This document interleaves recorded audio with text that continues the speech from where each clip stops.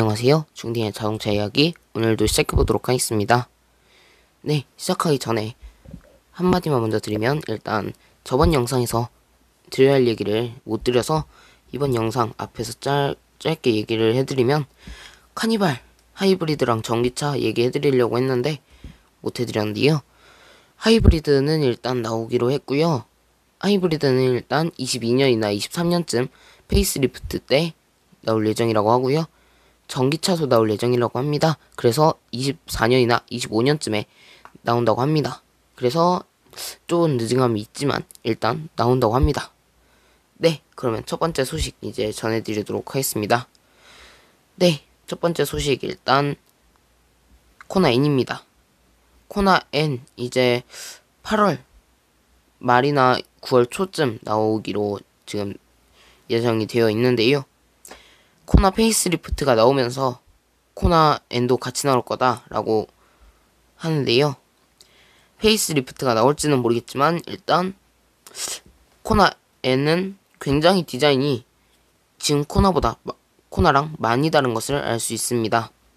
앞쪽 일단 보시면 위쪽 위아래 따로 나눠져 있는 램프가 나눠져 있는 것은 그대로고요. 위쪽도 조금 끝이 날카롭게 끝나고요. 아래쪽도 좀 날카롭게 끝나는 그런 라인입니다. 그리고 그릴도 조금 끝쪽이 날카롭습니다. 그래서 일단 현대차가 좋아하는 삼각형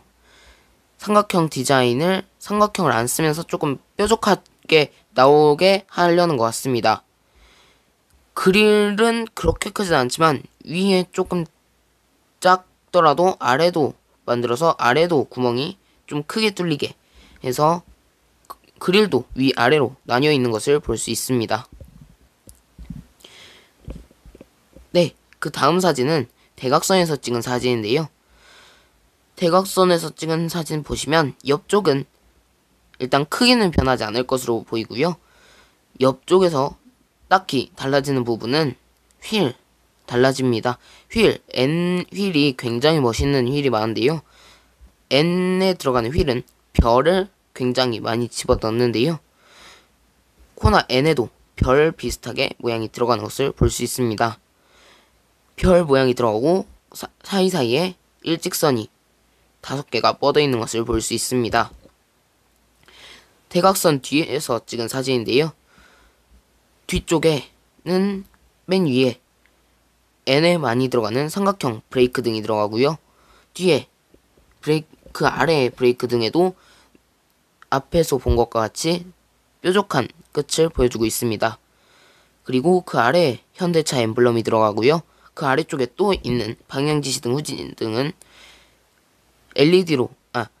깜빡이는 LED로 들어가는 것으로 보이고요. 후진등은 그대로 램프로 들어가거나 아니면 이것도 LED로 바뀔 가능성도 있어 보입니다. 이것도 끝이 날카로워 보입니다. 그리고 아래 머플러가 큰 원통형으로 들어갑니다. 여기에 가변배기가 들어간다고 하면 굉장히 좋을 것 같고요.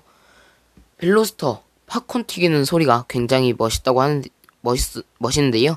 그 소리가 코나 N에도 똑같이 들어가면 좋을 것 같습니다.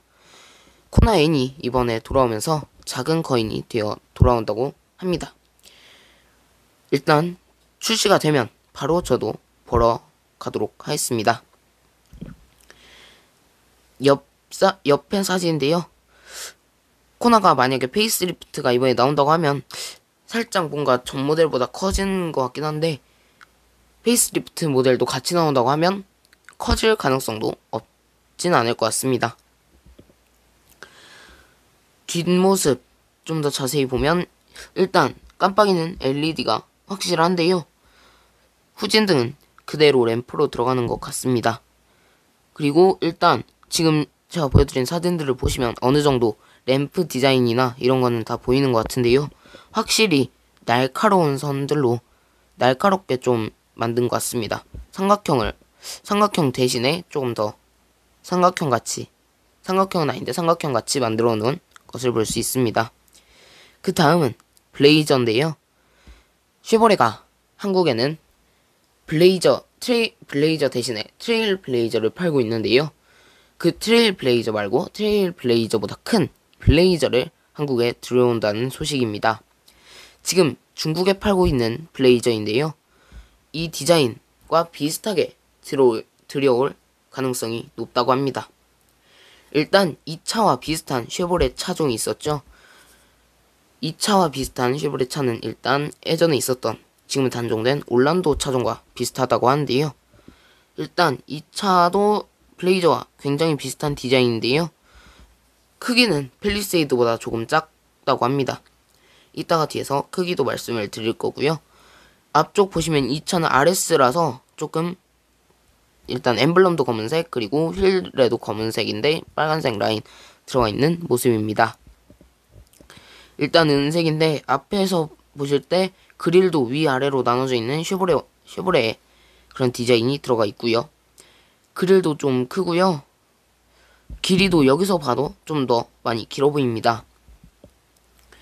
뒤쪽 보시면 뒤쪽 램프가 굉장히 크다는 걸 알 수 있고요. 램프가 되게 아래쪽으로 내려오고 좀 더 깁니다. 그리고 위아래로도 좀 넓은 것으로 보이고요. 그리고 이제 쉐보레 글자가 여기 보시면 램프 아래는 숫자가 써 있는데 이게 무슨 숫자인지는 잘 안 보이는데 일단 트렁크 아래쪽에는 트렁크 손잡이가 있고요.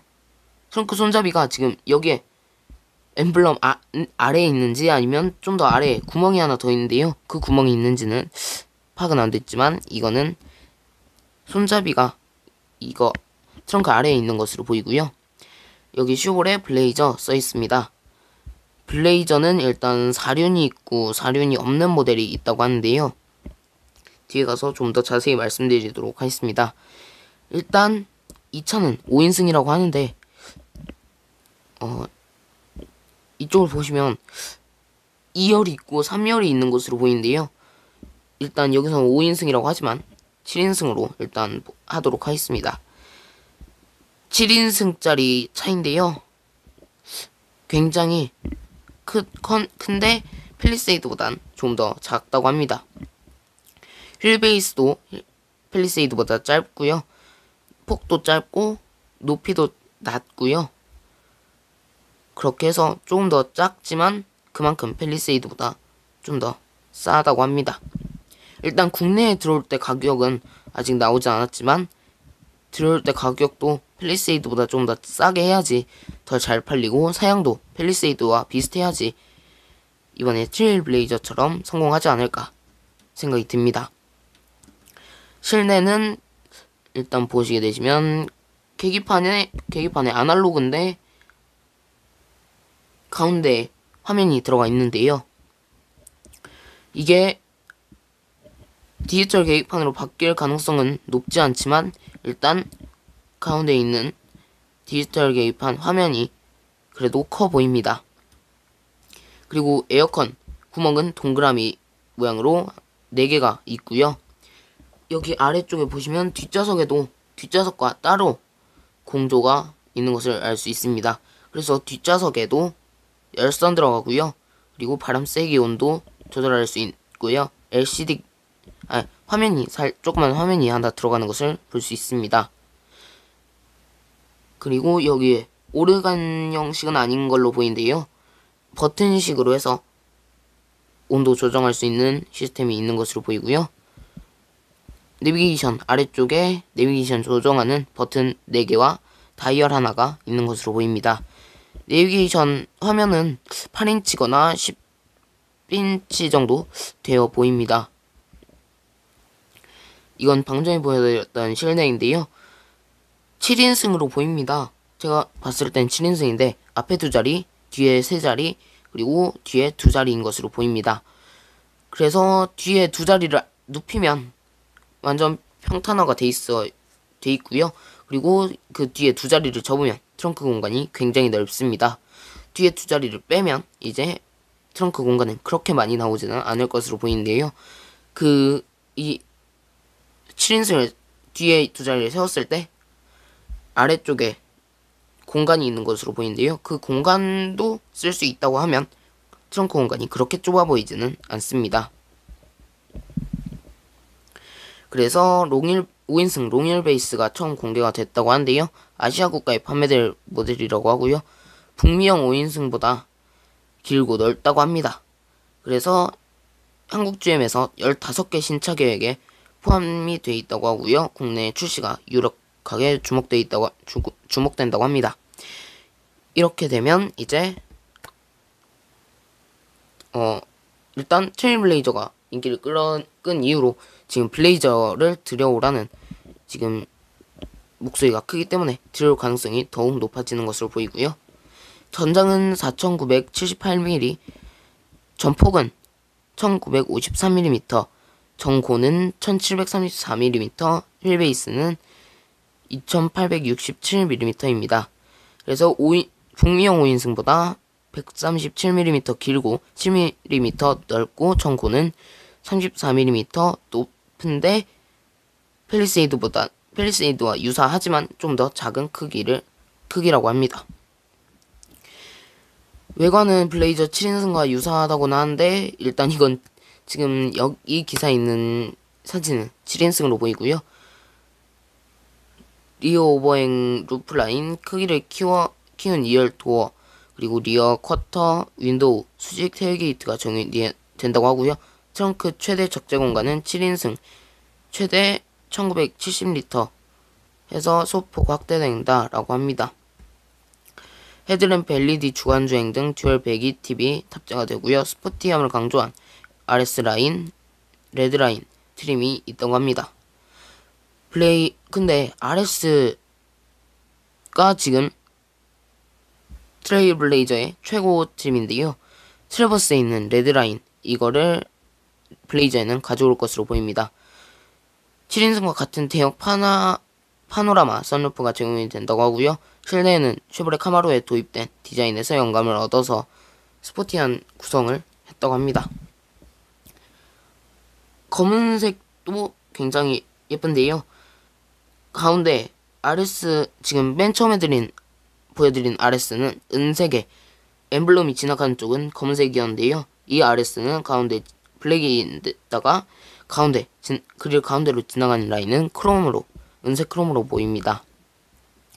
그래서 4기통 2.5리터, 6기통 3.6리터, 그리고 4기통에 2리터 터보 가솔린 엔진이 제공이 된다고 하고요. 2.5리터 엔진은 최고 출력 193마력, 최대 토크 26, 3.6리터 엔진은 최고 출력 308마력, 그리고 최대 토크 37.1의 성능을 낸다. 2.0 터보의 최고 출력 230마력, 최대 토크 35.7 이렇게 나와 있습니다. 물론 이 엔진 파워트레인이 바뀔 수도 있습니다. 그래서 전륜구동 전용 트레일러 패키지로 공개를 했고요. 최대 견인력은 사륜구동 패키지와 동일한 2톤이다 라고 해서 일단 사륜구동과 전륜 이렇게 두 개가 있다고 합니다. 견인력 향상을 위한 엔진 냉각 시스템 업그레이드 외에 히치가이드 뷰가 추가된다고 하고요. 블레이저 전륜구동의 기본 최대 견인력은 0.7톤이라고 합니다. 물론 이게 바뀔 가능성은 있습니다.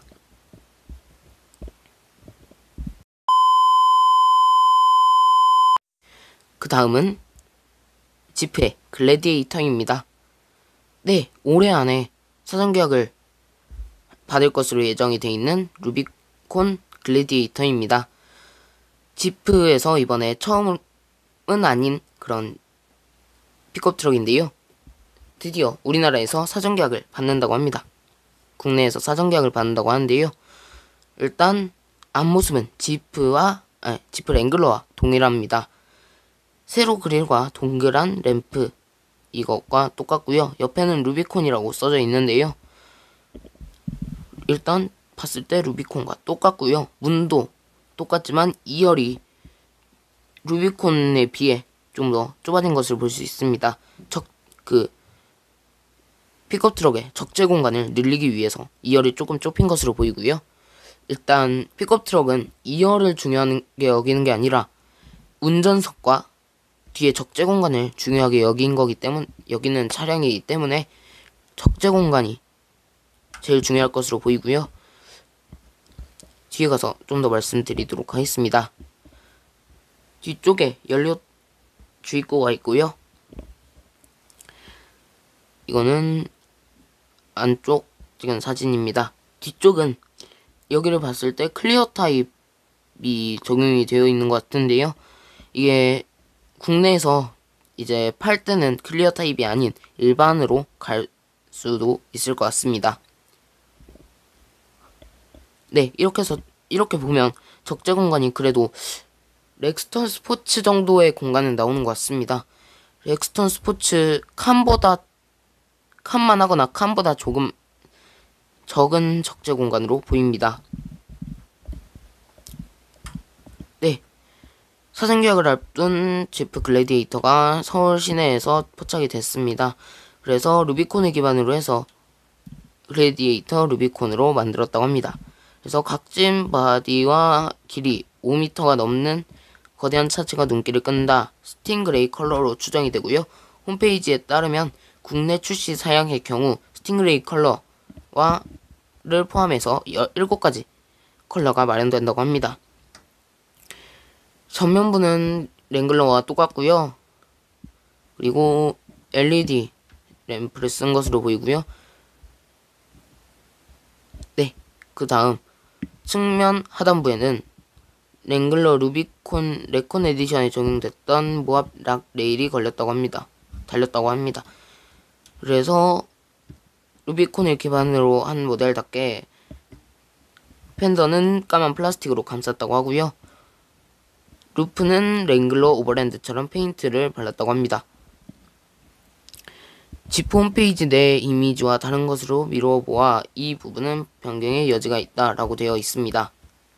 하체에는 퍽스 팩토리가 공급한 쇼크 업쇼버가 적용이 됐다고 합니다. 그래서 포장길과 비포장길에서의 주행 성능을 극대화한 쇼크 업소버이다 라고 되어 있습니다. 우리나라 사양에도 동일하게 적용될 예정이라고 하고요. 잿빛에 17인치 알루미늄 휠이 적용이 된다 라고 되어 있습니다. 적재함은 슬라이딩 타입의 덮개로 덮여 있는데요. 국내 사양에 적용될 롤업 토너 베드 커버이다 라고 되어 있는데요. 이거는 정확히는 제가 모르는데 일단 말아서 열었다가 펴서 덮어놓는 그런 커버인 것으로 보이고요. 일단 짐을 싣고 나르기 편하게 발판이 적용이 되어 있다고 합니다.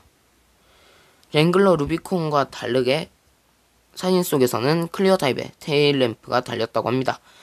클리어 타입 테일램프의 적용 여부는 알려진 바가 없는 것으로 보아 일단 바뀔 가능성도 많아 보입니다. 8월 17일부터 지프 글래디에이터의 사전 계약을 실시한다고 하는데요. 오늘부터 시작을 했네요. 그러면 오늘 사전 계약을 하시는 분들이 있을 것 같은데요.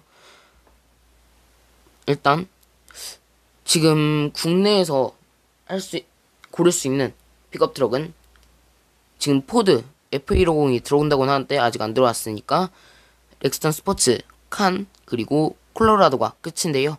여기서 글래디에이터가 들어오게 되면 이제 글래디에이터는 일단 지프가 오프로드에 강한 그런 차기 때문에 글래디에이터도 굉장한 인기를 끌 것으로 예상이 됩니다. 그래서 한국 시장 진출 이후 처음으로 연간 누적 판매 1만 대를 돌파한 지프는 글래디에이터를 투입시켜 성장세를 이어갈 계획이다 라고 되어 있는데요. 글래디에이터 이 차가 잘 안 알려진 차긴 합니다. 지금 글래디에이터가 그렇게 막 뉴스에 나오거나 사전 계약을 한다 그리고 광고가 많이 안 되어 있기 때문에 이 차는 그렇게 많이 팔릴 것 같진 않지만 광고를 좀 더 해서 하면 더 많이 팔릴 것 같기도 합니다. 그리고 블레이저 가격 알려드리려고 했는데 못 알려드렸죠 방금 전에. 5인승 가격은 중국에서는 3,900만원부터 시작을 해서요.